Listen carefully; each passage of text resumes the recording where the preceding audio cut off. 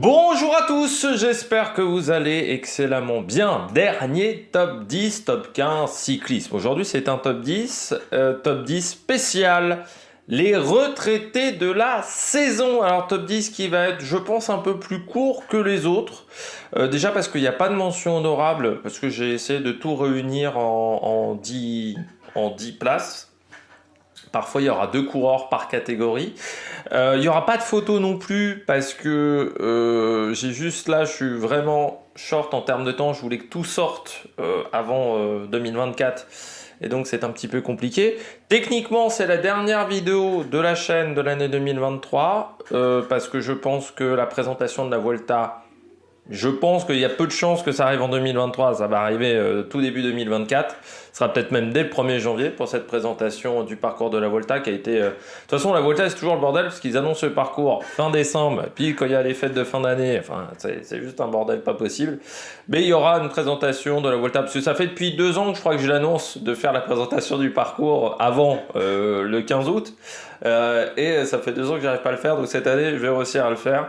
Je pense que j'aurai pas le temps de l'enregistrer demain. Si j'enregistre demain, donc demain on sera samedi, hein. Aujourd'hui j'enregistre, nous sommes vendredi 29 décembre. Si j'enregistre demain samedi, ça sera en ligne samedi ou dimanche, mais il y a peu de chances que ça arrive. Donc techniquement c'est la dernière vidéo de l'année 2023, donc je peux vous souhaiter de bonnes fêtes et j'espère une bonne année 2024 et la santé.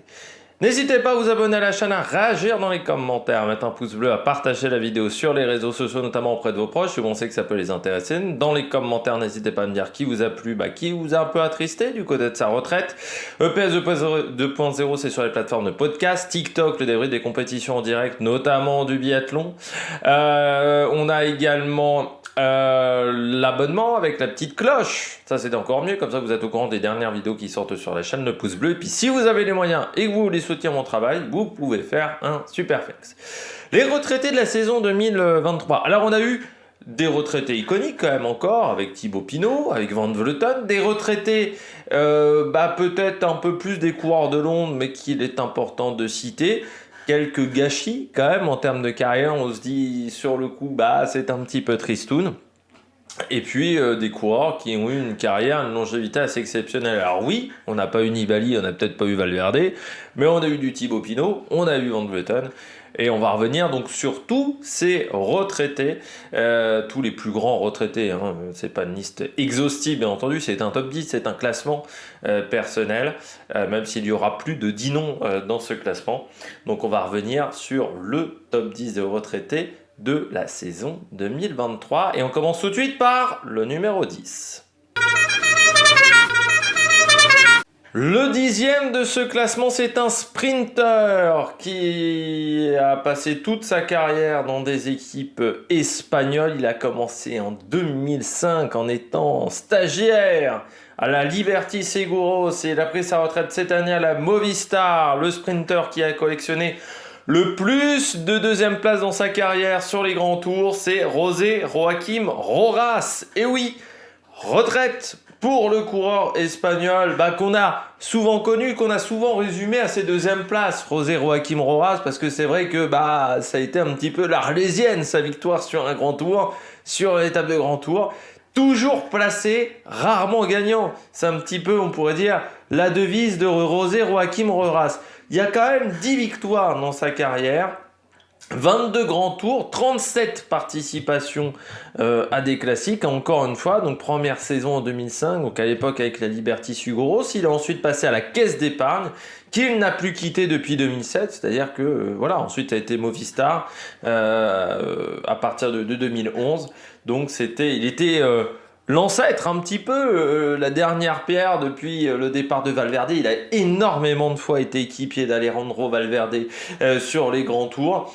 2 fois vainqueur du Trofeo Pollença, une étape sur le Tour, la Vuelta Ciclista al País Vasco, une étape sur le Tour de Catalogne, une étape sur le Tour du Qatar, une étape également sur le Tour de la région de Murcie, une étape du Tour de l'Ain, une étape du Tour de Castille et Léon aussi dans son palmarès. C'est vrai qu'il a gagné en Espagne, un peu moins à l'étranger. Sur les grands tours, il y a eu quand même des places d'honneur dans sa carrière. Notamment une 2e place sur le Tour d'Espagne 2017, troisième sur le Tour de France 2011 et sur le Tour de France 2009. Il a fait également le Giro à plusieurs reprises, meilleur classement sur une étape du Giro, c'est également une troisième place, c'était en 2019. Bon, c'est vrai que sur les dernières années, c'était un petit peu plus compliqué, hein, depuis la Covid. Physiquement, c'était plus difficile, mais ça continuait à être un équipier important. Et puis maintenant, il y avait presque une tradition, c'est-à-dire sur un grand tour, on se disait ah bah pourquoi pas une victoire de José Joaquim Rojas, qu'on l'a eu à plusieurs reprises en se disant ah il va peut-être le faire, et puis non. C'est vrai que ça reste une énigme sur les grands tours. C'est un mec qui était bon sprinter, qui passait bien les bosses, qui était assez rare quand il a débuté, parce que des sprinters qui passaient les bosses, qui étaient polyvalents, c'était pas vraiment la spécialité au début des années 2000, mais voilà, jamais vraiment vainqueur, peut-être une peur de gagner, voilà, un déficit de ce côté-là pour José Joaquim Rojas, mais à 35 ans, on ne peut pas dire qu'il a eu une mauvaise carrière, et j'ai été obligé de le mettre dans ce classement. Je ne pouvais pas ignorer le palmarès de José Joaquim Rojas, qui a participé à sa dernière course, c'était à Grande Piemonte, c'était au mois d'octobre, et cette année, son meilleur classement, où il a participé encore une fois au Tour d'Italie, ça a été son seul grand tour de l'année. Mais je crois que son meilleur classement, c'était la première course de l'année. Pour lui, c'était la Classica Comunità Valenciana 1969, où il a pris la 4e place, notamment derrière Arnaud Delis. 62 jours de course cette année pour le coureur espagnol. Alors, comme je vous le disais, il a commencé en 2005 à la Liberty Seguros. On parlera d'un autre coureur également qui a été de la Liberty Seguros à cette époque-là. En 2005, il y avait notamment Contador, il y avait encore José Babelocchi, Carlos Barredo, qui était dans cette équipe, Igor González de Galdeno, Michele Scarponi, qui à l'époque avait 25 ans, il y avait André Vicioso, alors il y avait aussi des petites chaudières, hein, dans cette équipe, Luis Leon Sanchez, par exemple, était dans cette structure. Donc voilà, il y avait quand même pas mal de coureurs qui était important dans cette structure, voilà, dans cette équipe du côté de l'Espagne. Donc c'est intéressant toujours, hein, de savoir à quelle époque on commençait tel ou tel coureur. Et c'est vrai que José Joaquim Rojas, pour moi, ça reste un sprinter important avec voilà, pas mal de victoires dans sa carrière, même si bah, voilà, il lui a toujours manqué le petit résultat qui faisait du bien, mais c'est quand même un mec qui a un beau petit palmarès. On regarde tout de suite les coureurs classés numéro 9. Et oui, vous avez bien entendu, les coureurs classés à la 9e position. Eh bien, j'ai décidé de parler de deux coureurs espagnols. Là encore, on parlait de Liberty Seguros. Ils ont un point commun avec José Joaquim Rojas, c'est d'être passé par cette formation au tout début de la carrière. Deux coureurs qui sont également passés par Astana, pas au même moment dans la carrière. C'est Luis Leon Sanchez et Daniel Navarro. Pourquoi je parle de ces deux coureurs-là? Parce que déjà, 40 ans, toujours coureur à l'âge de 40 ans, et toujours la passion pour le cyclisme, toujours dans des échappées, toujours à l'attaque. Luis Leon Sanchez, on l'a vu en échappée, notamment sur le dernier Tour d'Espagne. Ou même sur le Tour d'Italie. Alors oui, la réussite n'était plus au rendez-vous pour Luis Leon Sanchez. C'est vrai que cette année 2023 était, je crois, la moins bonne de sa carrière en termes de nombre de points Pro Cycling Stats. Même en 2004, à l'époque, à la Once, il avait fait mieux. Mais c'est assez incroyable de se dire que c'est un mec qui a commencé à la Once en 2003 comme stagiaire, ensuite chez Liberty Seguros, caisse départ, notamment vainqueur de Paris-Nice, c'était en 2009 face au grand Alberto Contador, mais qui avait eu une fringale ce jour-là. 4 victoires d'étape sur le Tour de France, avec parfois des grands moments dans des échappées, notamment avec Thomas Voeckler, on en avait parlé lors des présentations d'étapes sur le dernier Tour de France, vainqueur de 2 années de la Classica San Sébastien en 2010 et 2012, vainqueur du Tour de Lander en 2005, Il va également vainqueur du classement de la montagne, de la Vuelta.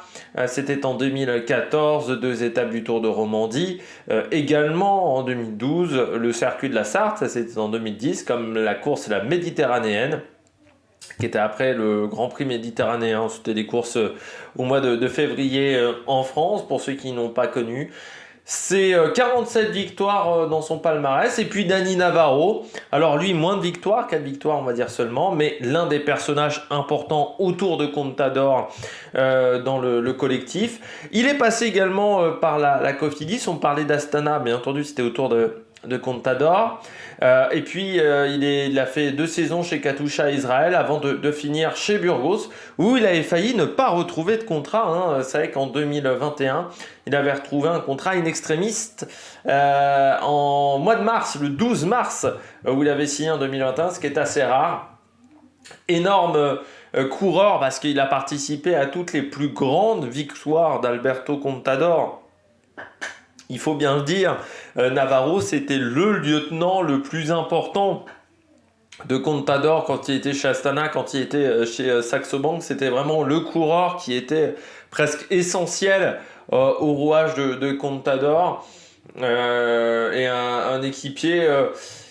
je dirais que Contador, ça a commencé à être compliqué presque quand il est parti, Navarro, parce qu'il part en 2012, il rejoint donc en 2013 à Cofidis, donc c'est en 2013 où ils ne sont plus ensemble. C'est à partir de là où du côté de Contador ça a été plus compliqué encore en termes de résultats. Vainqueur d'une étape sur la Vuelta, c'était en 2014, vainqueur d'une étape sur le Dauphiné en 2010, d'une étape sur le Tour de l'Ain en 2012 et du Tour de la région de Murcie.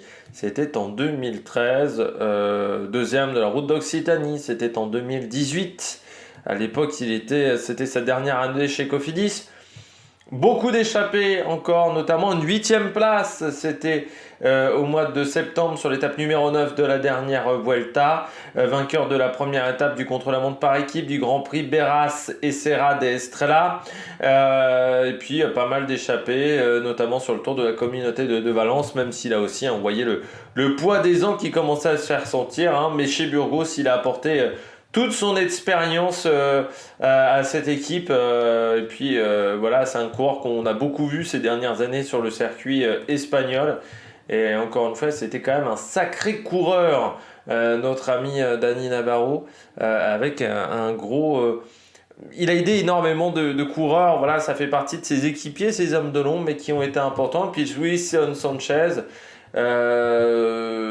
qui était leader en début de carrière et qui était un très grand coureur prometteur, un peu comme Contador, sauf que lui à partir de 2010-2011 ça a peut-être été un petit peu plus compliqué. Puis sur les grands tours il n'a jamais eu de grands résultats au niveau du classement général, et c'est vrai qu'il avait plutôt décidé d'aller vers le classement des étapes, vers le classement de la montagne, les échappées. C'est vrai que c'était un des animateurs des grandes courses. Il avait fait une année chez Cara Rural, parce que c'est vrai qu'il faisait partie des coureurs qui étaient chez Rabobank Blanco, et puis quand Blanco commençait à pas y avoir beaucoup de moyens dans cette équipe, il était parti chez Cara Rural avant de rejoindre Astana et la Bahreïn, où il a fait une année avant de revenir du côté d'Astana pour la fin de sa carrière. Donc encore une fois, la Once en 2003, il y avait qui? Eh bien, il y avait David Arroyo, par exemple, Gorka et les frères Bellucchi, donc Contador qui était au tout début de sa carrière, les frères González de Galdino, Jorge Jaschke, Isidro Nozal par exemple, Joaquim Rodriguez, Purito qui était aussi au début de sa carrière, et Luis Leon Sanchez donc qui débutait à ce moment-là. Et du côté de Dani Navarro, si on regarde la Liberty Seguros, on était à peu près sur les mêmes noms, avec Alan Davis, avec Con de Corte également, Roberto Heras était là. Voilà, il y avait pas mal de, comme vous le voyez, pas mal de chaudières. C'était une équipe de Manolo Sainz. Manolo Sainz, on rappelle l'affaire Puerto. C'est l'un des leaders de cette affaire Puerto, affaire de dopage qui a touché le monde de l'Espagne en 2006, mais qui a touché tous les sports, sauf qu'à la fin, l'affaire Puerto, ça a fini un petit peu en peau de chagrin. Enfin, il s'est pas passé grand-chose, quasiment personne n'a été condamné et on n'a pas su en fait qui étaient les clients. C'est ça qu'on voulait savoir. On savait que ça touchait énormément de sports espagnols à l'époque. Comme nous en France, il y a eu l'affaire Festina. En Italie, je dirais qu'il y a eu le Sanremo avec le Blitz de Sanremo. En Espagne, c'est l'affaire Puerto. Et aux États-Unis, je dirais qu'il y a eu l'affaire Balco qui avait eu dans le monde anglophone un gros impact, si vous voulez, sur les grosses affaires de dopage dans le début des années 2000. Et puis l'affaire de la guerre Holsteiner et de la T-Mobile en Allemagne. On poursuit tout de suite avec le coureur classé 8e. On passe à un champion du monde du contre-la-montre australien, et ce n'est pas Michael Rogers, c'est Rohan Dennis. Alors coureur qui a marqué quand même avec son talent sur le contre-la-montre, qui a aussi marqué par un comportement en dehors du vélo. On se souvient dans 2019 du Tour de France où il décide d'abandonner. On l'avait presque perdu ce jour-là en 2019, et puis il avait réussi à se remobiliser pour être champion du monde. Ça, c'est impressionnant. On se souvient également du Giro 2020 en montagne où ça avait été un élément important autour de Tao Geoghegan dans le dispositif Ineos. C'est vrai que son passage à la Jumbo a été un peu plus compliqué. Il a surtout eu le rôle de remplacer Tony Martin. C'était surtout ça son job. Bon, c'est vrai que ça faisait depuis quelques mois, on se doutait qu'il n'allait pas encore faire de vieux os, on va dire, Rohan Dennis. Parce que c'était... voilà, on sentait un petit peu de fatigue, tout simplement, chez Rohan Dennis. C'était un personnage quand même assez particulier. Son dernier jour de course a été donc sur le Grand Prix de Québec où il a abandonné, c'était le 8 septembre, et il avait participé au championnat du monde du contre-la-montre au mois d'août. Mais c'est vrai que cette année, il a assez peu couru, seulement 51 jours de course. Vainqueur d'une étape, et ça je pense que c'était important pour lui cette année sur le Tour Down Under, deuxième également du contre-la-montre de Grande Camino, vainqueur du contre-la-montre par équipe du côté de Dampierre en Burly sur Paris-Nice. Il a participé au Giro autour de Primož Roglič. Il a fait ensuite le Tour de Suisse avant de clôturer sa carrière donc au Grand Prix de Québec. 33 victoires dans sa carrière, en beaucoup de classements d'étapes. Ça a été sa grande spécialité. Surtout des étapes de contre-la-montre, quelques étapes en ligne, ça c'était beaucoup plus rare, notamment sur le Down Under. Vainqueur du Commonwealth en 2022 sur le contre-la-montre. Puis voilà, il a remporté tous les contre-la-montre de la plupart des grandes courses, notamment sur le Tour de France. Il a gagné sur la Vuelta et il n'a pas gagné par contre sur le Giro un contre-la-montre. Si, il avait gagné un contre-la-montre sur le Giro, donc il a gagné un contre-la-montre sur les 3 grands tours. Ils ne sont pas nombreux à avoir réussi à faire ça. Ce que j'adorais moi avec Rohan Dennis, c'était cette capacité à générer de la vitesse avec la vélocité. C'était un coureur qui tournait énormément les jambes. Je disais même assez souvent, notamment j'avais dit ça à Imola, je me rappelle, lors des championnats du monde, j'avais dit il pouvait presque emmener plus gros, mais ça a toujours été comme ça, Rohan Dennis. C'est-à-dire que c'est un coureur qui avait tendance à énormément enrouler son braquet, donc de ne pas avoir forcément le plus gros braquet, mais de tourner les jambes beaucoup, de garder de la vélocité, ce qui était un peu différent de ce qu'on fait aujourd'hui, même que de ce qu'on faisait à l'époque. Et encore aujourd'hui, on le fait peut-être même moins, d'emmener d'énormes braquets. C'était un peu la course à l'artillerie lourde. C'était la grosse différence entre Tony Martin et lui. Tony Martin, il emmenait des braquets, c'était du 58, du 59, c'était des braquets énormes. Alors que du côté de Rohan Dennis, c'était plus en souplesse. Moi, je préférais le coup de pédale de Rohan Dennis. Et puis c'est quand même un coureur qui est passé dans des grosses structures, notamment chez Garmin, chez BMC, chez Bahreïn, Ineos, et qui a été important dans ces formations-là. Donc voilà, coureur très intéressant, qui est à 2 doigts de gagner un Tour de Suisse une année. Ça s'était joué à pas grand-chose. Et oui, un beau palmarès. Bon, encore une fois, on le sentait. Son passage chez Jumbo a pas été une grande réussite en termes de résultats. Mais bon, on sentait bien que il était plus proche de la fin de carrière que du début. Mais je voulais signaler la retraite de Rohan Dennis. Et puis surtout, ça fait partie des moments marquants du cyclisme avec un joueur, un coureur qui décide de dire merde à son directeur sportif, qui décide de me dire merde à son équipe en pleine course, qui décide de démissionner en pleine course, et sa capacité à se remobiliser derrière au championnat du monde. Alors il faut se souvenir qu'il avait plus le droit d'utiliser les vélos de l'équipe Bahreïn.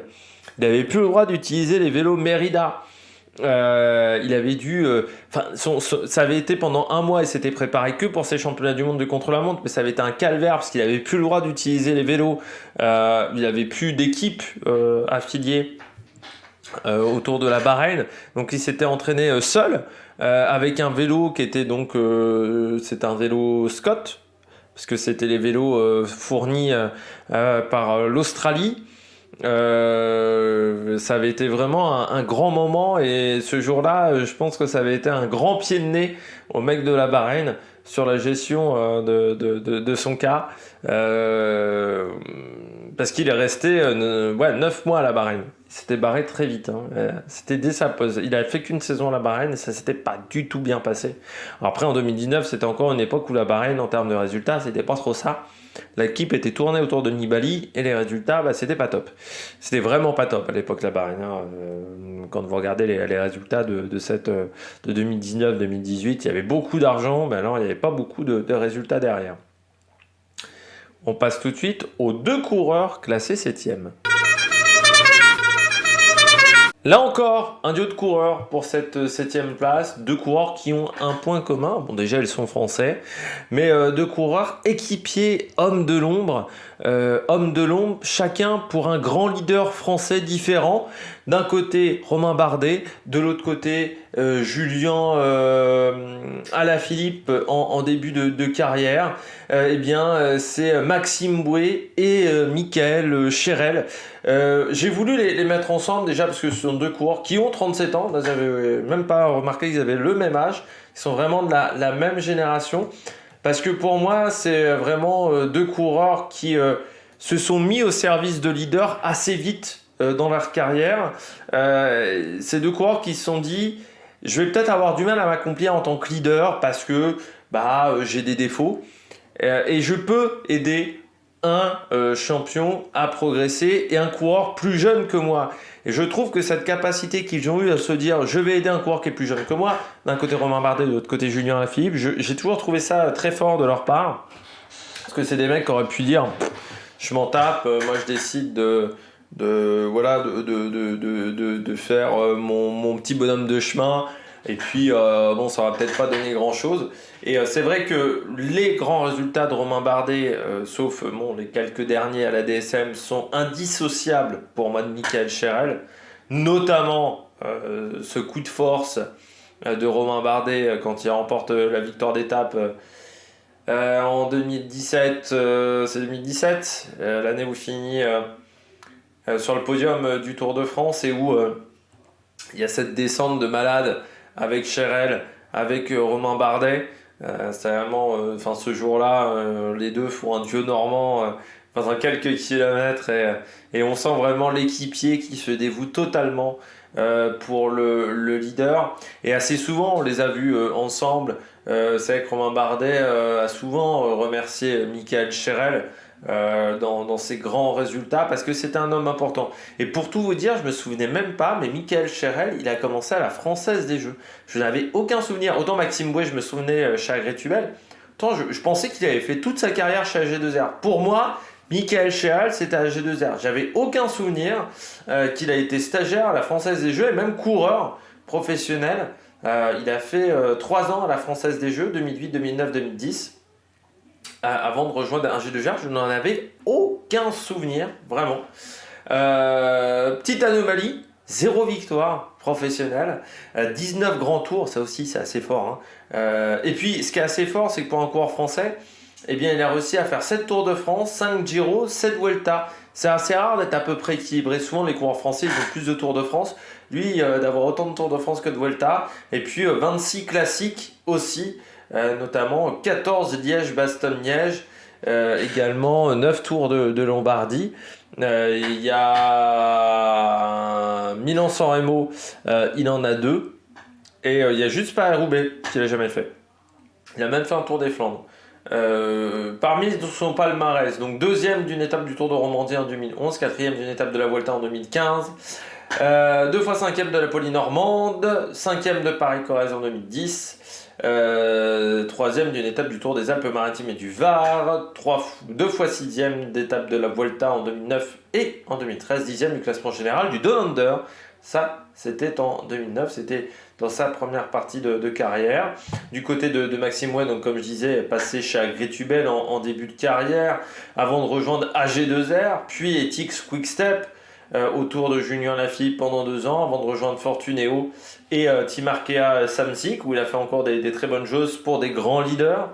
C'était un homme important autour de Warren Barguil, autour de Nasser Bouhanni, ou même, je crois qu'il a un peu travaillé cette année pour Kevin Vauquelin en début de saison. Ça a été un homme important. Lui, il a 5 victoires dans sa carrière. C'était dans ses années Agrituebel. Donc vainqueur du Tour d'Alerantero, Boucle de l'Aune en 2009, une étape du Tour du Trentin, ça c'était en 2013, à l'époque il était chez AG2R, Tour de l'Ain, une étape en 2010 et une étape donc de ce fameux Tour d'Alerantero en 2009. Coureur qui était vraiment gros baroudeur à l'époque d'Agrituebel, puis qui ensuite est devenu équipier au fur et à mesure du temps, chez AG2R, mais surtout chez Quick-Step, où au départ il a bien aidé Julien dans son début chez Quick-Step en 2016. C'était un homme important autour de Julien à la Philippe. C'était un homme qui était important dans le dispositif Ethics Quick-Step. Je me souviens que voilà, c'est un homme qu'on faisait travailler énormément à ce moment-là. Et puis surtout, c'était un homme important autour de Julien. Quand on a misé très vite sur Julien à la Philippe, l'idée était tout de suite de vraiment se faire travailler ce coureur et de faire travailler Maxime Bouet. Puis le début de carrière, on l'a vu énormément en échappé sur le Tour de France. Bon voilà, c'est des coureurs de l'ombre, mais qui ont fait une grande carrière, je trouve. Alors peut-être qu'on s'en souviendra pas dans 10 ans de ces mecs-là, mais moi, j'essaierai de m'en souvenir parce que des grands équipiers et des personnages importants dans les structures auxquelles ils sont passés. Alors Michael Cherel, donc on disait première année stagiaire, c'était en 2006. À l'époque, il y avait Philippe Gilbert, il y avait Sandy Cazard, bien entendu, il y avait Carlos Dacruz, Rémi Di Gregorio, Bernard Eisel, il y avait Frédéric Finot, Frédéric Guédon, Fabrice Jean Debose également, qui était arrivé stagiaire, Sébastien Joly, Bradley McGee, il y avait qui? Il y avait Jérémy Roy aussi dans cette structure. Jérémy Roy qui a pris aussi sa retraite, oui, il y a longtemps, hein, c'était en 2018, Jérémy Roy. Donc c'est pour vous dire quand même qu'il a duré très longtemps, Coco, parce qu'à 37 ans, c'est assez impressionnant. Tu vois des mecs qui ont pris leur retraite bien avant. Et puis Michael Cherel, donc ça c'était ça. Et puis Maxime Bouet chez Agré-Tubel. Vous dites qui y avait chez Agré-Tubel en 2007 dans cette structure? Donc Agré-Tubel, c'était une équipe de 2e division qui n'a pas duré très longtemps. Ça va être 2005-2009, qui était une structure assez intéressante, mais qui avait eu quelques cas de dopage. Et notamment dans cette structure, il y avait les frères Feuillu. Alors cette année-là, il n'y avait que Romain Feuillu. Il y avait Nicolas Vaugondi aussi, qui avait que 29 ans. Putain, je pensais qu'il avait plus déjà à ce moment-là. Anthony Ravard, Benoît Salmon, il y avait pas mal de Moïse Duenas, qui lui avait été pris pour dopage, me semble-t-il. Frédéric Bichot également, qui était dans cette équipe. Oui, il avait été pris pour dopage, Moïse Duenas. Vainqueur du Tour de l'Avenir en 2006, qui a c'était à l'époque où le Tour de l'Avenir, c'était un peu différent d'aujourd'hui. C'était à l'époque où, quand tu sortais du Tour de l'Avenir, c'était que alors c'était des équipes pro qui avaient le droit de faire le Tour de l'Avenir. Je crois même la dernière année où on a eu des équipes pro. Et il gagne devant Robert Gesink cette année-là. Et il y avait Amael Moinard dans le top 10 et Nicolas Roche également dans le top 10 de cette course. Et je crois que dès 2017, Non, 2017, il y a encore les équipes de marque. Et donc c'est 2008, la première année des équipes par nation. Et cette année-là, en 2008, c'était Bakeland devant Rui Costa, Arnaud Jetso, Jérôme Coppel et Andrei Amador qui avait fait le top 5. Il y avait Jarlinson Pantano 7ème. Un Pantano, on était sur un sacré personnage. Qui a repris le cycliste, Pantano. Je ne savais pas, il est de nouveau professionnel à 35 ans. Alors non, il n'est pas professionnel, il est dans le club de chez IPM. C'est-à-dire qu'ils ne l'ont même pas mis dans l'équipe 1. Dans l'équipe 1, il y a quand même des sacrées chaudières. Et il a fait notamment le Tour de Colombie, où il a pris la 6ème place de l'étape 8. Le coureur qui est passé chez Trek également, Jarlinson Pantano. Eh bien, on passe tout de suite au coureur classé numéro 6. Le 6e coureur de ce classement, il a commencé à Uber 93. Il a fini chez Trek Segafredo. Eh bien, c'est Tony Galopin. Ça va faire bizarre l'année prochaine. On ne dira plus le nom de Tony Galopin. J'ai toujours connu quasiment Tony Galopin depuis très très longtemps. Deuxième du circuit de Gexo cette année. C'est son dernier fait d'armes à Tony Galopin. Et quatrième des championnats de France où il avait laissé la 3e place à Kenny Elissonde. Et ça représente bien... à Julien Bernard, pardon, c'était pas Kenny Elissonde, c'était Julien Bernard, mais ça représente bien la classe de ce garçon. J'ai toujours trouvé que c'était un garçon qui était très fair-play, très classe dans tout ce qu'il faisait. Très classe sur le vélo aussi, parce qu'il était bien posé sur son vélo. Il a fini également 8ème cette année du GP Industria et Artigianato. Tony Galopin, pour moi, c'est... Encore une fois, je vous l'ai souvent dit, mais je vais me répéter, parce que peut-être que j'aurai plus la possibilité de le dire après. C'est le premier mec où je me suis dit, tiens, le cyclisme français est de retour au premier plan. Moi, je viens d'une époque où j'ai commencé à regarder le cyclisme, je vous le dis, de manière intensive en 2003, donc il y a 20 ans. À l'époque, j'étais petit. À ce moment-là, certes, sur le Tour de France, des fois, on arrivait à se défendre, mais c'était compliqué.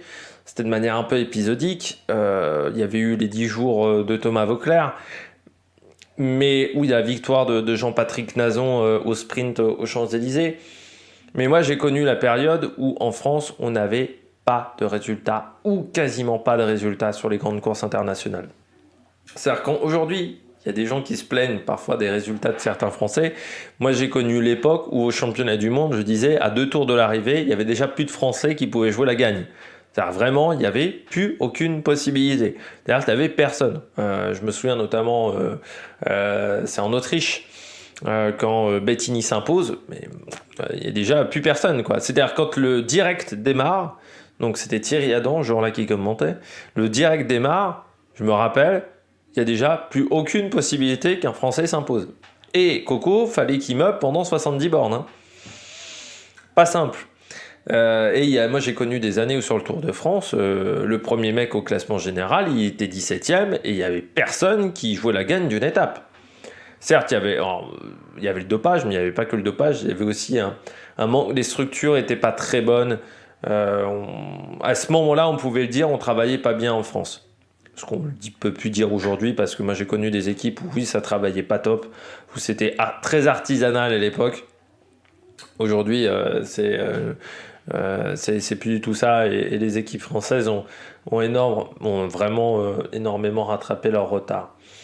Moi, je me souviens de sa victoire sur la Classica San Sébastien en 2013, parce que j'en ai pas vu 150 des Classica San Sébastien, et je me souviens encore de sa victoire. Bien entendu, le Tour de France. Ça reste indissociable également de ses images avec Marion Rousse, parce qu'à l'époque, c'était un petit peu le couple glamour du cyclisme français. Marion Rousse et Tony Galopin. C'était voilà le couple qui faisait un petit peu parler. Bon, ensuite, ça a été, il y a eu la séparation et malgré tout, je trouve que Tony a toujours réussi à faire des bonnes choses. Moi, je reste toujours frustré parce que cette fameuse étape sur le Giro, pour moi, je pense qu'il peut gagner s'il a joué un peu plus fine quand il est chez AG2R. Vainqueur également d'une étape sur la Volta. C'est vrai qu'il me manque cette victoire sur le Giro. Je pense que ce jour-là, il pouvait récupérer sa victoire sur le Giro. Mais c'est un mec qui a quand même un beau palmarès, 12 victoires. Une étape sur le Tour du Luxembourg, une étape sur le Tour du Limousin, une étape sur Paris-Nice, la Flèche d'Émeraude Saint-Malo, Grand Prix de Wallonie. Ça me permet de rappeler également qu'à une époque, on savait très bien faire de la formation chez Aubert 93. Et qu'à l'époque, c'est vrai que le Continental servait à former énormément avant qu'il y ait les réserves. Et Aubert faisait ce très bon travail-là. Je crois que même... moi, j'ai toujours PC. Alors, je vais pas tenté de réinstaller sur un ordinateur, mais moi, j'ai PCM 2008, encore dans ma ludothèque, parce que à l'époque, quand tu avais des CD, des DVD en physique, tu les as toujours. Je peux même le regarder. Je sais plus si c'est le 2008 ou le 2009 que j'ai. J'ai le 2012 et le 2020, ça c'est sûr. Je crois que le 2009, je l'ai. J'ai du mal à voir parce que c'est un petit peu bas et je sais même pas s'il n'est pas maintenant en bas. Je crois qu'il n'est pas dans ma ludothèque là. Mais j'ai PCM 2008, je crois que je l'ai retiré parce que je me suis dit, je pense qu'il est plus installable sur un ordinateur. Et je me souviens d'avoir joué avec Aubert 93, c'était mon premier PCM à l'époque, et d'avoir joué avec Aubert 93, parce qu'il y avait Aubert 93 dans les équipes de base, et de me souvenir d'avoir Tony Galopin dans une échappée sur le Tour de Lander à l'époque. Pas de le Tour de Lander, une autre course où j'avais décidé de participer, parce qu'à l'époque je ne connaissais pas l'économie énormément. Je crois que j'avais bien foiré ma saison. Je crois que je m'étais fait virer d'Aubert 93. Ce qui reste un grand souvenir. Et donc j'avais Tony Galopin. Voilà. Donc un petit attachement à ce coureur. Et encore une fois, ce côté où on voit que on peut enfin gagner des grandes courses. C'était un moment où on se disait putain, les grandes courses on peut plus gagner. Et pour moi, Tony Galopin, c'est cette lignée ensuite. Bardet, Desmar, Boigny, Pinot. Et tous ces coureurs-là, Alaphilippe après derrière, Warren Barguil aussi, de tous ces coureurs-là où enfin on s'est dit putain on a le renouveau du cyclisme français qu'on attendait depuis 10-15 ans quoi, parce que ça faisait depuis 10-15 ans que ça a été un peu compliqué. On parlait à chaque fois de Jalabert, et là je me suis dit enfin putain on va plus parler que de Laurent Jalabert, il y a enfin une nouvelle génération qui arrive. Vous voulez savoir qui y avait dans l'équipe en 2008 chez Aubert 93 ? Toujours drôle. Il y avait Arnold Jansson, il y avait Tony Galopin, donc Jérémy Galland, qui avait 25 ans, Steve Chanel, qui a commencé en 2007 chez Aubert. Putain, cette tête sur... c'est quand il était chez Cofidis, la photo que j'ai là, putain, la tête fait peur hein, de Steve Chanel. Tu sens qu'il veut péter la gueule à des gens. Regardez sa photo pro Saginstat, elle est très drôle à Steve Chanel. T'as l'impression qu'il veut bouffer des gens, Steve Chanel. Et à l'époque, il y avait eu Mathieu Drujon également, qui était passé dans cette équipe. Maxime Médérel également. Quand on parlait de formation, à l'époque, c'était vraiment une structure qui arrivait à faire ce boulot-là parfaitement. Aubert 93. Je crois qu'on a bien fait le tour de Tony et Galopin. On passe maintenant à un nouveau coureur.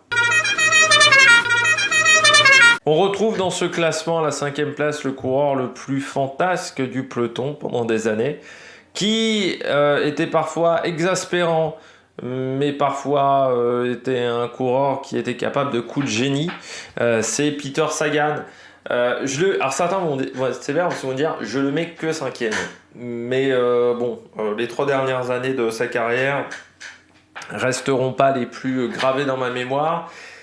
Et puis le comportement de Sagan parfois, rappelle c'est quand même un mec qui avait mis une main au cul à une fille sur le podium d'une course. C'était pas le mec le plus finot dans sa première partie de carrière. Du côté de Peter Sagan, coureur le plus fantasque du peloton, parce que capable de gagner, de faire une roue arrière. Enfin, c'est un mec qui a un peu dépoussiéré le cyclisme quand même, Peter Sagan. On peut pas lui retirer ça. Il a dépoussiéré le cyclisme parce que, premièrement, un comportement voilà, fantasque qui a donné des idées à d'autres. Je pense à Maïka et à d'autres coureurs hein, qui derrière hein, ont été peut-être plus joueurs avec les caméras, dans les interviews, voilà, qui n'hésitaient pas à être eux-mêmes, je dirais, dans le peloton. Et c'est vrai que je trouve qu'il a dépoussiéré le cyclisme. Dépoussiérer aussi le cyclisme parce que capable de faire des gestes avec son vélo que seul lui était capable de faire pendant très longtemps, avant que les cyclocrossmen arrivent, mais avant Van Der Poel et Van Aert et Pidcock. Mais c'est vrai que Sagan, dans les années 2010, la première moitié des années 2010, putain, il est capable de faire des trucs sur un vélo que à l'époque on n'avait jamais vu quoi. Un mec aussi à l'aise sur un vélo, c'était quelque chose de hyper rare.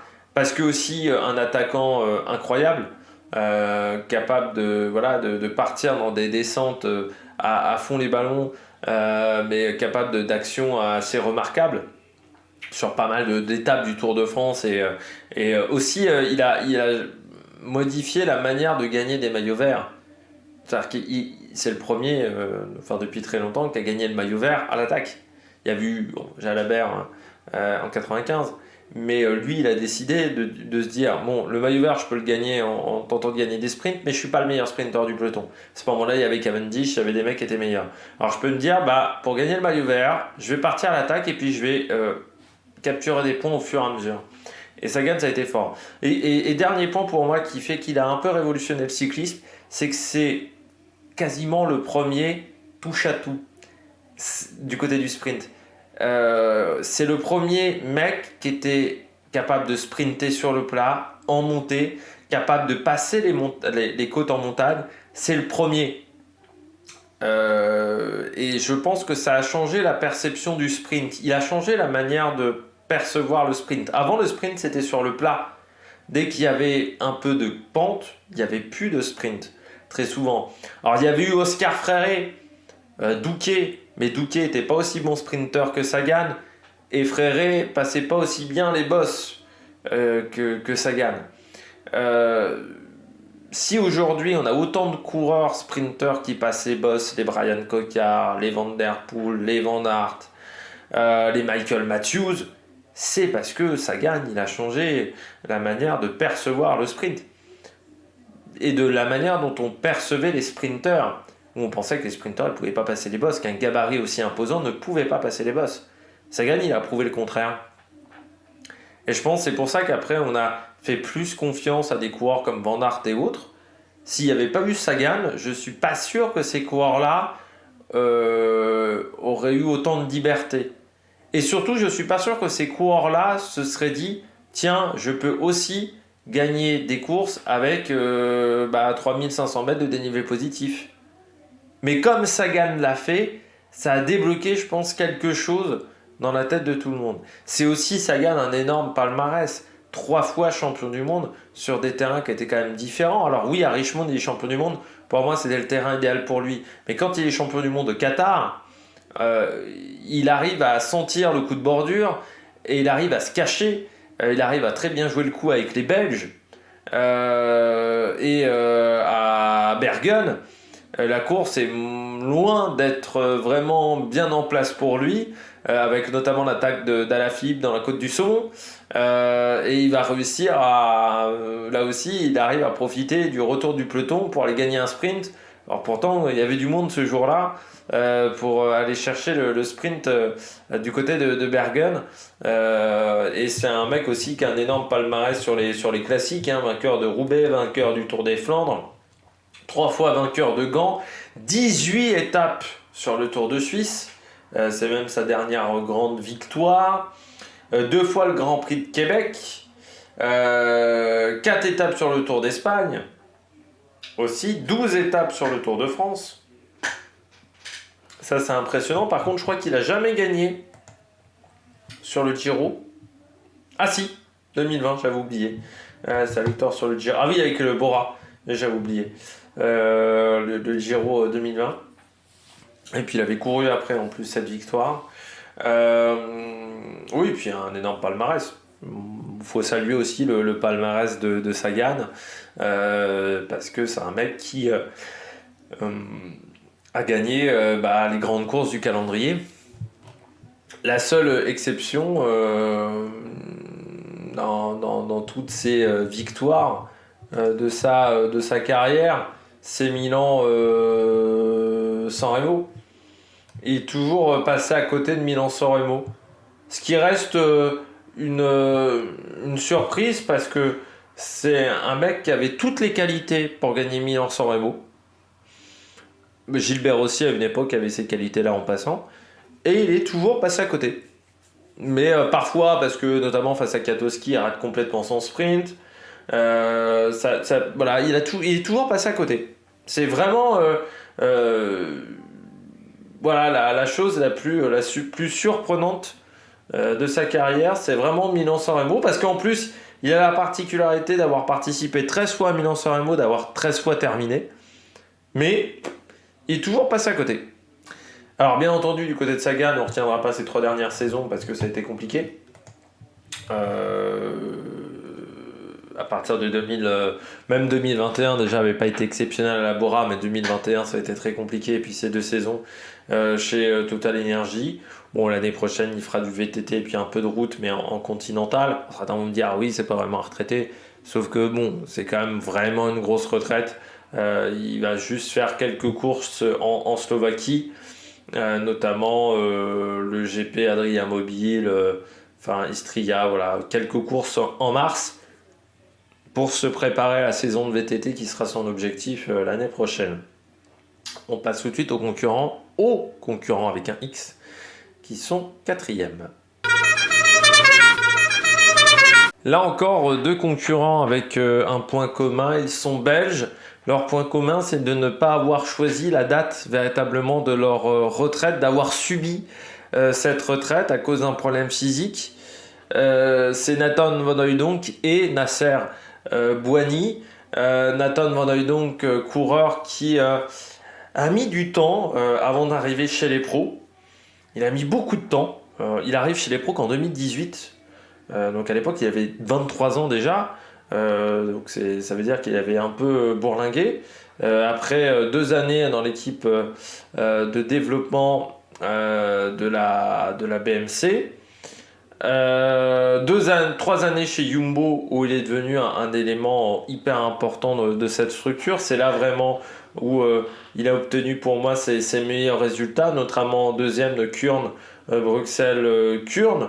Ça c'était cette année. Vraiment très bon sur les classiques comme son père, comme Edwin Van Hooydonck, qui n'est pas son père, pardon, son oncle. Hedwig Van Hooydonck, et puis d'excellente qualité, c'est vrai, sur le vélo. Ce qui est fou, c'est qu'il se retrouve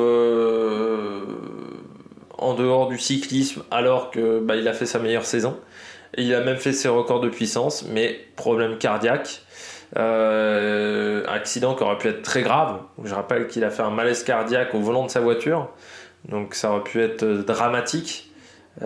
Avec sa femme qui était enceinte en plus, donc terrible, et obligé d'avoir un pacemaker, donc forcément comme Colbrelli, qui l'a réconforté, il lui a fait un message assez réconfortant, je trouve, Colbrelli sur les réseaux sociaux quand il a appris la nouvelle pour Nathan Van Hooydonck, coureur hyper important autour de Van Aert.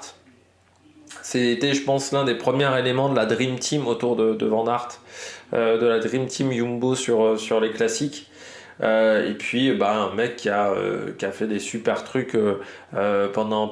Enfin voilà, c'est un coureur hyper important pour Van Aert, également pour Vingegaard, parce que c'est un coureur qui a fait un gros boulot pour ces mecs-là, et même pour Christophe Laporte. Et puis voilà, cette carrière qui s'arrête de manière abrupte. Et on se dit, bah ouais, à 28 ans, c'est terrible. Enfin, même à 27 ans, il a dû prendre sa retraite à 27 ans. Et on se dit surtout, bah c'est très jeune. C'est très jeune, et quand tu vois en plus le talent qu'il avait cette année encore, ah oui, tu dis que c'est un peu tristoun pour lui. Du côté de Nasser Bouhanni, là aussi, il y a un gâchis. Certes, il y a eu des mauvais choix de carrière à un moment pour Nasser Bouhanni, on en a parlé. Il y a eu des choix de carrière qui ont été difficiles. Quand il était le plus gros salaire de France en cyclisme à la Cofidis, et puis parfois également des sprints pas toujours très réglo. Je pense aussi qu'à une époque, il y a eu un peu le syndrome tête de Turc avec Nasser Bouhanni, c'est-à-dire qu'il était dans l'œil du cyclone. Je pense qu'à certains moments, euh, ses origines n'ont pas aidé. Ses origines, quand je dis ses origines, bien entendu, il est né en France, hein, Nasser Bouhanni. Mais quand je dis ses origines, c'est sa couleur de peau, tout simplement, qui n'a pas aidé un moment dans un monde du cyclisme qui est encore très blanc, il faut bien le dire, et où la variété culturelle n'est pas énorme. Et à un moment, je pense que oui, c'était assez facile de taper sur Boigny, que ça soit aussi d'une partie des gens sur Twitter qui n'ont pas hésité à s'acharner à un moment sur lui. C'était un peu une cible facile pendant un moment, Nasser Boigny, comme Benzema, par exemple du côté du foot, a été pendant des années une cible aussi un petit peu facile. Et puis après, il y a ce choc énorme sur le Tour de Turquie, qui est terrible parce qu'encore une fois, bon, on le voyait venir, quoi. C'est-à-dire qu'à un moment, le Tour de Turquie, toujours mal organisé, toujours mal fait, et moi je le répétais que c'était la course la plus mal organisée. Et puis là, un énorme accident dû à l'organisateur. Et derrière, carrière quasiment terminée. Il a tenté de revenir, ça a été très compliqué. Mais je pense que sa carrière s'est arrêtée ce jour-là, ce jour d'avril, sur le Tour de Turquie. Et voilà. C'est triste parce qu'il commençait à revenir vraiment à un très très bon niveau et qui était très intéressant. Et voilà. Triste parce que c'est un mec qui a eu des très bons résultats sur le Giro. En France, je pense qu'il n'aura pas une grande notoriété. Déjà parce qu'il y a des gens qui ne l'appréciaient pas, hein, il faut bien le dire. Parfois avec des raisons qui étaient très justes, hein. Mais c'est vrai que il n'aura pas la même notoriété que Desmar, il n'aura pas la même notoriété, je pense, que d'autres coureurs de sa génération, alors que il a quand même eu des résultats sur deux des grands tours. Mais c'est vrai qu'en France, le Tour de France a toujours été un petit peu compliqué pour lui. Parfois parce qu'il l'a appréhendé sans être vraiment en pleine possession de ses moyens ou en pleine confiance. Parfois aussi parce qu'il ne l'a pas fait. Il a peu de Tours de France à son actif, Nasser Boigny, hein, il en a 4 Tours de France. Il n'a pas beaucoup de grands tours, hein, il n'a que 10 grands tours à son palmarès, Nasser Boigny, mais c'est vrai que ouais, cette retraite, avec en plus une dernière année qui a été très compliquée au niveau des chutes, au niveau des résultats, ça a été très dur pour lui, à part cette troisième place sur le Tour de l'Ain, quasiment, et cette sixième place à Milan-Turin, sinon ça a été compliqué pendant toute l'année. Eh bien, c'est un petit peu tristoun du côté de Nasser Boigny. Donc voilà, c'est pour ça que je voulais également le mettre en avant dans ces retraités de l'année 2023. Et je voulais parler de ces deux cours ensemble parce que des retraites qui ne sont pas vraiment choisies, je pense que Nasser il voulait encore continuer 2 ans, 3 ans. Van Hooydonck qui voulait encore continuer 5 ou 6 ans. Et pour des raisons physiques, ça n'a pas été possible. On passe tout de suite au podium. Première place du podium. Alors vous allez me dire, oui, je considère que cette première place du podium, moi j'aurais pas mis ce coureur-là, j'aurais mis Sagan, j'aurais mis un autre. J'ai mis Daryl Impey. Pourquoi j'ai mis Daryl Impey? Parce que déjà Daryl Impey a commencé en 2008. C'est quand même 30 victoires chez les professionnels. Coureur qui passait très bien les bosses. Champion d'Afrique en 2007. Vainqueur d'une étape du Tour de France en 2019. 2 fois le Down Under. Le Tour d'Alberta. Le Tour de Turquie en 2009. Puis il y a des victoires notamment d'étapes sur le Tour de Suisse, sur le Dauphiné, sur le Down Under, sur le Tour de Catalogne, 9 fois champion d'Afrique du contre-la-montre, 2011, 2013, 2014, 2015, 2016, 2017, 2018, 2019, 2020, dont 8 fois consécutives, hein, quand même, sacré talent. Et puis un mec qui a été équipier aussi de grands leaders chez Orica, où il a été équipier des frères Yates, notamment. Voilà, coureur talentueux, qui a pas eu une carrière si simple que ça, parce que 2010, il est chez Radio Shack, ça se passe pas très bien. Il redescend en Continental chez MTM, QBK, qui ensuite passera en Pro Team et qui à l'époque, qui est aujourd'hui, qui a été Dimension Data par exemple comme équipe. Aujourd'hui, on peut dire que c'est Q36.5, même si c'est pas totalement la même structure. Et il avait été récupéré par NetApp en 2011, avant de rejoindre Orica Greenedge à partir de 2012 et de faire 10 ans dans cette équipe avant de rejoindre Israël pour les 3 dernières années de sa carrière. Pourquoi je disais que c'était un coureur important? C'est le premier maillot jaune africain de l'histoire d'Aralimpe. Il a marqué l'histoire de son sport, de sa discipline, de son continent. C'est pas n'importe quoi. Et pour le cyclisme africain, ça a été un homme hyper important, comme Robert Hunter, également, qui avait été le premier vainqueur d'étape africain de l'histoire du Tour de France, ou Béram, premier maillot à pois de l'histoire du Tour de France à être africain. MP également a porté le maillot à pois dans sa carrière. Voilà, ça a été un coureur hyper important pour le cyclisme africain. Et c'est pour ça que je voulais le mettre en avant, parce qu'il ne faut pas le négliger, Daralimpe, son impact dans l'histoire. Et puis je trouve que c'est un coureur qui a réussi à être performant pendant jusque l'année dernière, parce que l'année dernière il gagne encore une belle étape sur le Tour de Suisse. Cette année, c'est vrai que ça a été un peu plus compliqué en termes de résultats. Il a couru 37 jours de course, hein. Il a eu une grosse période de difficulté. Entre avril et juin, il fait que le Tour de Suisse. Il a assez peu couru sur la deuxième partie de saison, et puis il n'a pas fini beaucoup de courses d'Aralimpe. Quand même 140 km d'échappée cette année sur la Flèche Wallonne, qui n'est pas la course la plus facile en termes d'échappée.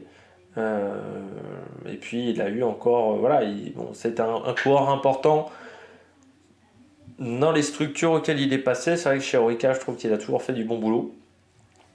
Et puis il avait été récompensé par ce maillot jaune, le port de ce maillot jaune qui était hyper important à l'époque, parce que le cyclisme africain n'était pas aussi développé qu'aujourd'hui. Et c'est vrai que ce maillot jaune, ça a permis, je pense, de déclencher un peu des vocations pour certains coureurs, en se disant bah oui, moi je peux le faire en Afrique. Et je pense que ce qui a été très important à ce moment-là, donc c'est pour ça que je voulais parler d'Aralimpe, parce que pour moi c'est un coureur important. On passe tout de suite au coureur numéro 2. Le deuxième coureur de ce classement, il est champion olympique. Il a gagné Paris-Roubaix. Il a gagné également Gand, maillot jaune, sur le Tour de France. Il a fini sa carrière chez la G2R. Il avait commencé chez Bodysol à l'époque. En Continental, c'était en 2006. C'est Greg Van Avermaet. Greg Van Avermaet, super coureur pour moi. Moi, je me rappelle de son titre olympique. Parce que je rappelle que ce qui est assez extraordinaire avec Greg Van Avermaet, c'est comme Roras, on disait que c'est un mec qui ne savait pas gagner. C'est-à-dire qu'avant 2016, on dit ce mec-là ne sait pas gagner. C'est-à-dire que c'est un bon coureur, qui est intéressant, mais c'est un peu comme cette Van Mark. C'est des coureurs qui n'arrivent pas à claquer la victoire, quoi, qui n'arrivent pas à avoir le résultat. C'est vrai que j'ai pas parlé de cette Van Mark, par exemple, dans les retraités cette année. Qui aurait pu faire partie du classement également, mais j'ai oublié. Tout simplement, parce que cette Van Mark, c'est quand même... Alors, il manque les victoires, hein, mais c'est quand même un mec qui a fait beaucoup de places d'honneur sur les classiques. Mais pour revenir à Greg Van Avermaet, pour moi, c'est l'un des plus beaux palmarès sur les classiques de ces 10 dernières années. Et puis, c'est vrai que ça s'est fait tardivement presque, parce que ça arrive à 30 ans. C'est-à-dire que avant 30 ans, encore une fois, on disait que c'était un bon coureur, mais qui savait pas gagner. On disait, déjà, on le qualifiait presque de sprinter en France, alors que c'était plus un coureur de classique. Et c'est vrai qu'il n'arrivait pas à gagner. C'était terrible. À part sa victoire sur Paris-Tours en 2011, mais c'était déjà à l'époque où Paris-Tours, il y avait beaucoup moins de grands coureurs sur Paris-Tours. Il n'arrivait pas à gagner les grandes courses internationales. Et puis, il y a le Tour de France. Il gagne une étape sur le Tour de France, ça débloque tout, on a l'impression, au niveau du cerveau. Et à partir de ce moment-là, il enquille les résultats. Mais vraiment, il enquille les résultats pendant 4-5 ans. Où ça va être vraiment fantastique, quoi. Il va remporter 2 étapes sur le Tour de France, Paris-Roubaix, Gand, le Tour des Flandres. Pas le Tour des Flandres, pardon, le Het Nieuwsblad. C'est la grande course qui lui manque un peu à son palmarès, je dirais. Bien entendu, champion olympique en 2016, 2 fois les classiques de Montréal. Également le Grand Prix E3 en 2017.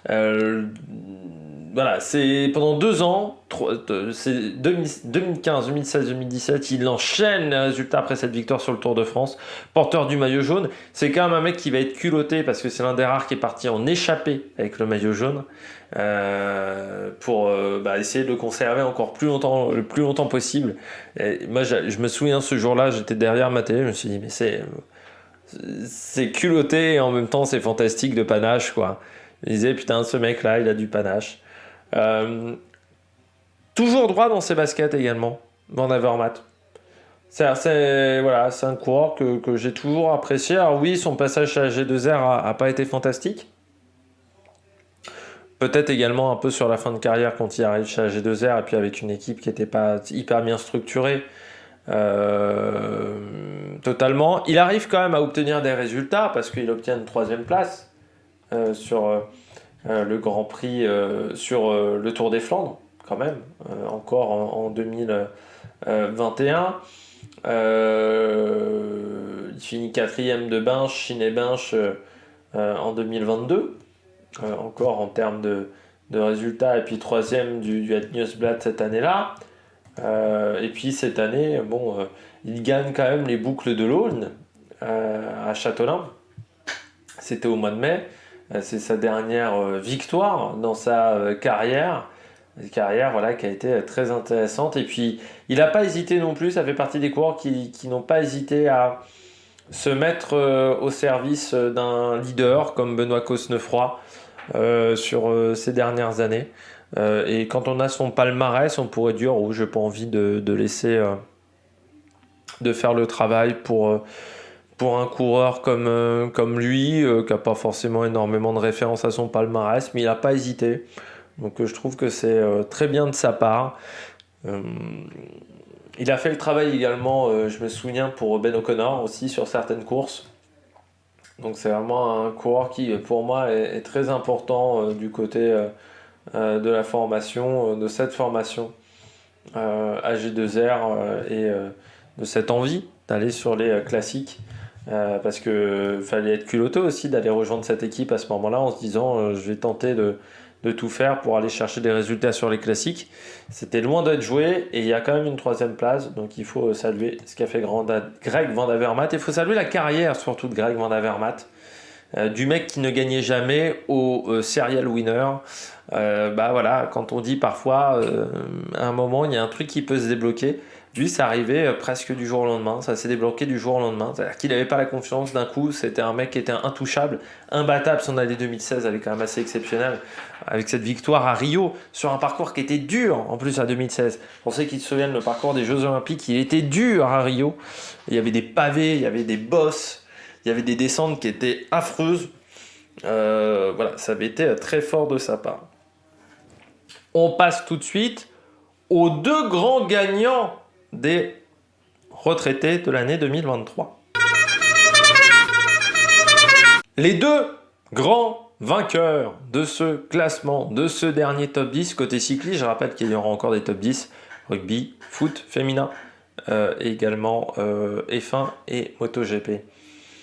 C'est un coureur qui a commencé en 2008, qui a fini en 2023, qui a démarré à l'AC Byzantine dans un club local, qui a fait toute sa carrière à la FDJ, Groupama FDJ. Bien entendu Thibaut Pinot pour le premier. La deuxième, c'est une femme. Elle fait partie des personnes importantes du cyclisme féminin qui ont permis la médiatisation du cyclisme féminin. Elle a 41 ans. Elle a un palmarès affolant sur les grands tours féminins. Eh bien, c'est Annemiek van Vleuten. Pour deux raisons différentes, en fait, je les ai mis en première position. J'ai pas réussi à les départager. Vraiment, je me suis dit, pourquoi je mettrais Pinot devant van Vleuten et pourquoi je mettrais van Vleuten devant Pinot, et j'ai pas réussi à trouver une raison. Personnellement. Alors c'est pour des raisons qui sont totalement différentes et opposées. D'un côté, parce que van Vleuten, c'est le palmarès. Parce que c'est la fille qui a dominé le cyclisme féminin sur les dernières années. Parce qu'elle a réussi des trucs incroyables, être championne du monde, Giro, Tour de France, Vuelta la même année. Alors certes, c'était pas encore la grande Vuelta, parce qu'elle a tout gagné quand on regarde son palmarès. Elle est 2 fois championne du monde sur route, la course en ligne, 2 fois sur le contre-la-montre. Elle est même championne olympique du contre-la-montre. Il lui manque le titre sur la course en ligne. Grand Prix de Plouay, 16 victoires d'étape sur le Tour d'Italie féminin, 2 fois la course by le Tour de France, 2 Liège-Bastogne-Liège, 2 Tours de Scandinavie, 2 Strade Bianche, 2 Bols des 10 Tours, 2 Tours des Flandres, 3 fois la Vuelta, 4 fois le Tour d'Italie féminin et 1 fois le véritable Tour de France femme. Chapeau madame. Voilà, chapeau madame. Parce que voilà, elle a dominé le cyclisme. Il y a eu quand même des duels avec Van der Breggen qui restent pour moi mythiques du côté de Van Vleuten. Et puis même quand tu regardes sa dernière saison, elle gagne le Tour de Scandinavie. Encore cette année, elle fait 4ème du Tour de France et elle gagne le Giro, la Vuelta. Enfin voilà, elle fait encore vraiment une super saison, Van Vleuten. Et pour moi, ça fait partie des filles qui ont donné envie à des gens de regarder du cyclisme féminin. C'est Van Vleuten, avec ses numéros, notamment quand elle part à 5 bornes de l'arrivée en championnat du monde. Enfin, c'est juste exceptionnel. Quand elle est championne du monde en 2019, le numéro qu'elle réalise, enfin, c'est un truc assez exceptionnel. Elle était imbattable et pour moi, voilà, il y avait Van der Breggen et elle. Ça a été la grosse lutte aux Pays-Bas pour les grands classements, les grandes courses entre les deux. Pour moi, c'est une fille qui est absolument incroyable en termes de palmarès et qui restera marquante pour cela dans l'histoire du cyclisme. Du côté de Thibaut Pinot, le palmarès est un petit peu moins grand, mais il y a quand même un beau palmarès parce que c'est un mec qui a fait top 10 sur les 3 grands tours. Voilà, qui a fait 4e et 5e du Giro, notamment 5e cette année, qui a fait 3e du Tour de France, qui a gagné le Tour de Lombardie également, qui a gagné Milan-Turin aussi, 3 victoires d'étape sur le Tour de France, 2 victoires d'étape sur la Vuelta et 1 victoire d'étape sur le Giro, meilleur grimpeur du Giro 2023. 33 victoires dans son palmarès. Surtout, pour moi, Thibaut Pinot, c'est un personnage qui quitte le monde du cyclisme, un personnage qui, encore une fois, comme je dis souvent, soit tu le détestes, soit tu l'aimes, Thibaut Pinot, il n'y a pas d'entre-deux, et surtout, ce que tu ne peux pas dire, c'est que c'est pas un personnage atypique, et c'est pas... pour moi, c'est un personnage atypique, c'est un personnage qu'on a assez rarement... ce genre de mec-là, on n'en a pas 50 par génération. Voilà. Des personnages comme Thibaut Pinot, t'en as 1, 2 par génération. Déjà, quand on a deux, t'es content. Mais voilà, c'est un personnage qui est attachant. Bah, j'ai toujours trouvé attachant. Je trouve aussi que c'est jamais un coureur qui a tenté de se défiler,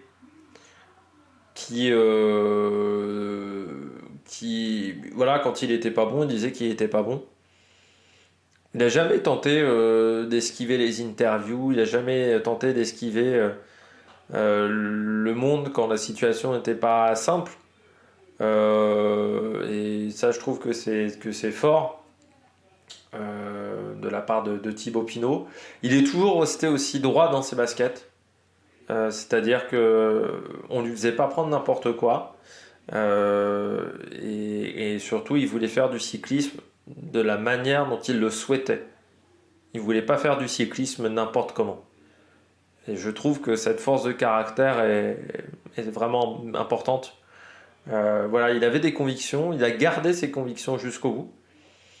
Et ça, c'est fort, parce qu'il y a beaucoup de mecs qui, parfois, pour le succès, vont perdre leurs convictions, pas que dans le sport, dans d'autres domaines, et vont abandonner certaines de leurs convictions qui leur sont proches, fortes.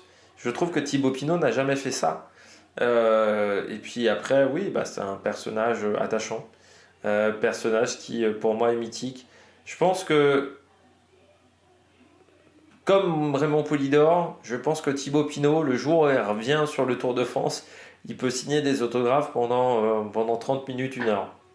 Je pense. C'est-à-dire, si l'année prochaine, Thibaut Pinot il est sur une étape du Tour de France, je pense qu'il signe des autographes pendant très très très longtemps. Et ça montre quand même un petit peu le côté mythique du personnage. Et je crois qu'on ne pouvait pas non plus ne pas le mettre en première position. C'est pour ça que j'ai mis Van Vleuten et Thibaut Pinot pour des raisons complètement différentes à cette première place. J'espère que vous avez aimé cette vidéo. N'hésitez pas à vous abonner à la chaîne, à réagir dans les commentaires, à mettre un pouce bleu. Donc normalement, c'est la dernière vidéo de 2023. Nous, on se retrouvera en 2024, programme chargé dès le 1er janvier avec notamment la présentation de la Vuelta, du parcours de la Vuelta 2024 qui a été annoncé il y a une dizaine de jours. Il y aura également les présentations de toutes les équipes du World Tour et de Pro Team de la saison 2024. Il y aura également le biathlon. J'aimerais bien faire le Dakar, mais je ne sais pas si je vais trouver le temps de faire le Dakar. Il y aura également l'Arkea Ultimate Challenge sur la chaîne. Donc le programme va être extrêmement chargé en janvier. Donc je vous invite vraiment à mettre la petite cloche ou aller régulièrement sur la page de la chaîne si vous voulez ne rien rater. Allez, on se retrouve pour de nouvelles aventures sur Amérique Production. Ciao, ciao!